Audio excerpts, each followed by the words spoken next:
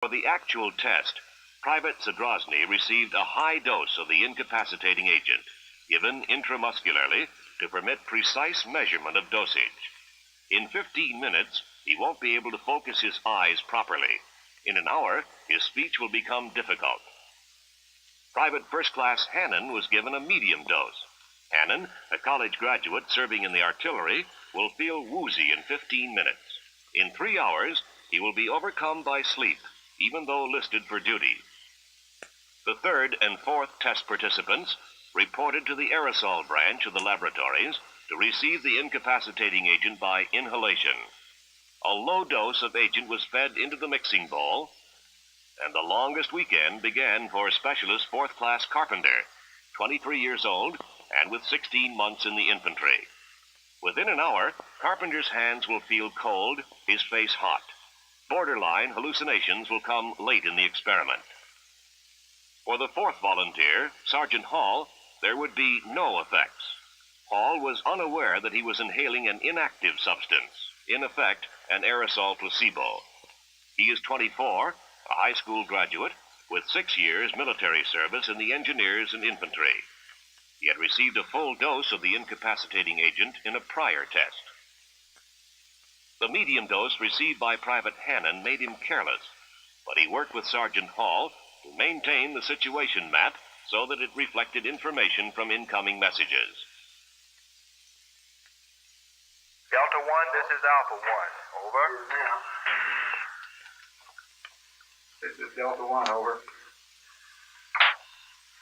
Delta 1, this is Alpha 1.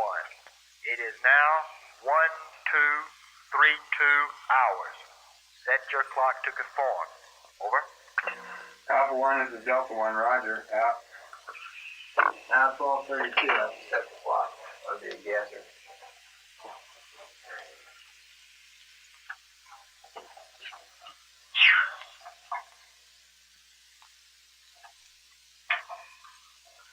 Yes. 12:32.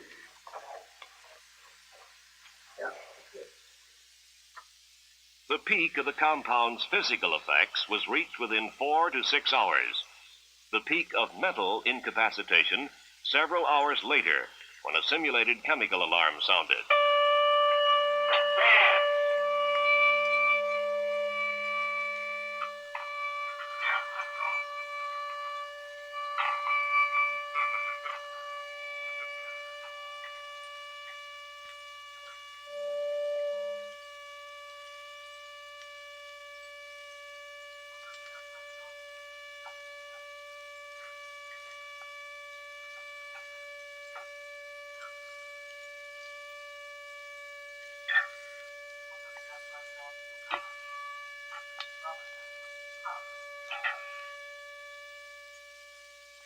Inability to put on his protective mask demonstrated that the full dose recipient, Zadrozny, was totally ineffective as a team member. The team, therefore, had suffered 25% total casualties plus. Private Hannon also was a minus factor for 6.5 hours Friday. Hannon made numerous mistakes through Sunday without correcting them, jeopardizing the team's mission. Carpenter, the low-dose recipient, was operational but substandard in efficiency. Carpenter remained on the fringe of the group activity throughout the test. For Zadrozny, the high-dose subject, the peak of mental incapacitation arrived about 9 hours after exposure to the agent. He remained awake, experiencing hallucinations for a total of 36 hours. A severe disturbance in his mental processes overlapped the peak of physical incapacitation. Zadrozny was the team's #1 personnel problem. Constant vigil over the incapacitated man was needed to help control his tendency to panic as his tension and uneasiness mounted. Through the night, Zadrozny searched for an exit, even though more than 30 hours had elapsed since he last had a few hours' sleep. It is not uncommon for subjects exposed to this agent to go 1 or 2 days without sleep. Zadrozny spent the night searching, wandering, mumbling. At times, he attempted to take part in the team mission. They giving you a message? I'm waiting for it. No, put the, see if you can hear him. You can't hear him unless you have the telephone up to your ear. Yeah, try it anyway. Put the telephone to your head so you can hear him when he gives you. One with the electrodes. Use the telephone. Meanwhile, from another location, a soldier was trying to contact the Delta One team with a message to be relayed. Delta 1. This is Bravo 1. Message follows.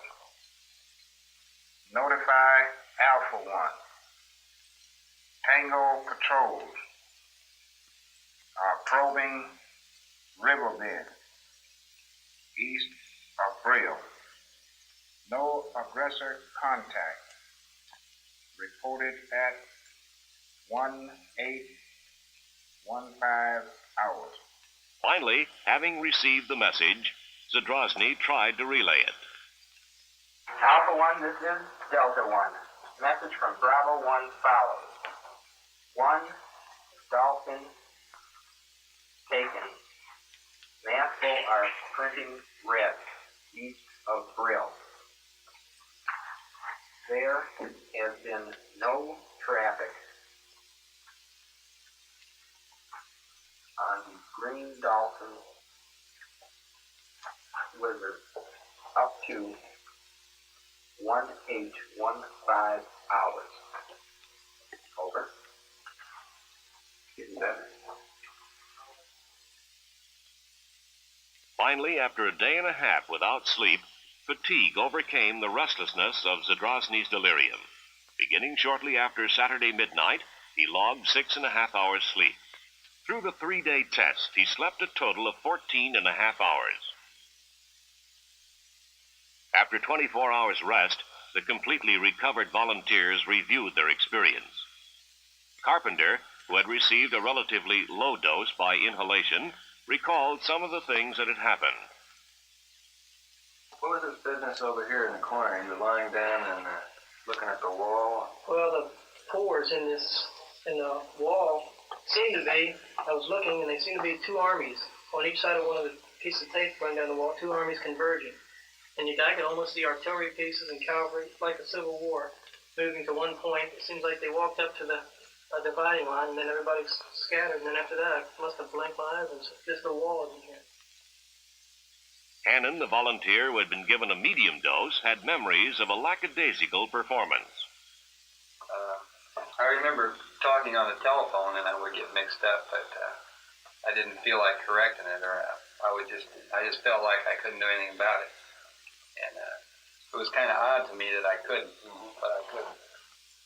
Zadrozny, who had received the heaviest dosage, remembered when the drug effects were receding.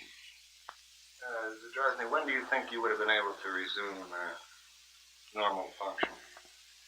I think at about 2 in the morning, 2 o'clock Monday morning. About 2.5 days. Yes. That's when I felt I knew what was happening before that when I got up for the hot meal we had. But I didn't feel coordinated enough or something like that to take part in any action. So I went back to sleep, and then when I got up about 2, I felt I could do things. The medical officer asked for comment from the volunteer who had been undrugged. Like trying to get some drugs and drink some water. The way he reacted, just his tongue was sticking to the roof of his mouth. And I just wanted to mix some water to break it away and kind of dampen his mouth. So. Zadrozny was asked if he remembered why he had shown annoyance at efforts to help him. He was able to recall a feeling of resentment. I wanted to be left alone, just to sit there and try and fend for myself, more or less. For instance, when I could fall on the floor, I wanted to get up by myself to prove to me that I could do it. Did you feel that you didn't need all this help, or? Yes, I did. Do you think that was true now looking back at it? No, I don't think it was true. I think I needed all the help that I got. Because the way, I can only remember falling once, and it seemed like any support I had was just suddenly removed from me, and I collapsed on the floor. Well, I couldn't get Zadrozny to do anything. Don't you remember, you'd get him to sit down, he'd say, take the phone, and he'd take the phone message, and he'd start out, and by the time he got finished writing, he had written, if you could read it at all, it was something way out in his own world. What were some of the things? Because it seemed like you remembered some of them yesterday. Yes. Well, the drapes over there in the corner were several tall people. I mean, who were they were attempting to stop him from getting out, from finding another door to get out of. What were you trying to get out for? I don't know. It just seemed that I had to get out. You have just seen highlights of a controlled test. In actual employment, this incapacitating agent would be dispersed by standard munitions, and the agent would enter the building through all non-protected openings. In a real combat situation, the entire communications team might have received full dosage. The 3-day test showed the nature of the agent's effects. Medical and psychological assessment in studies on more than 200 volunteers has confirmed its military significance as an incapacitating agent. Well, how many people in Zadrozny's condition do you think a group of 4 men could stand? I don't think they could handle more than just the one, sir. I kind of felt, though, that the problem with Zadrozny was just keeping track of him, keeping him out of stuff. He looked to me like he could get around okay, but he was just in another world. And one guy is going to have to watch one guy.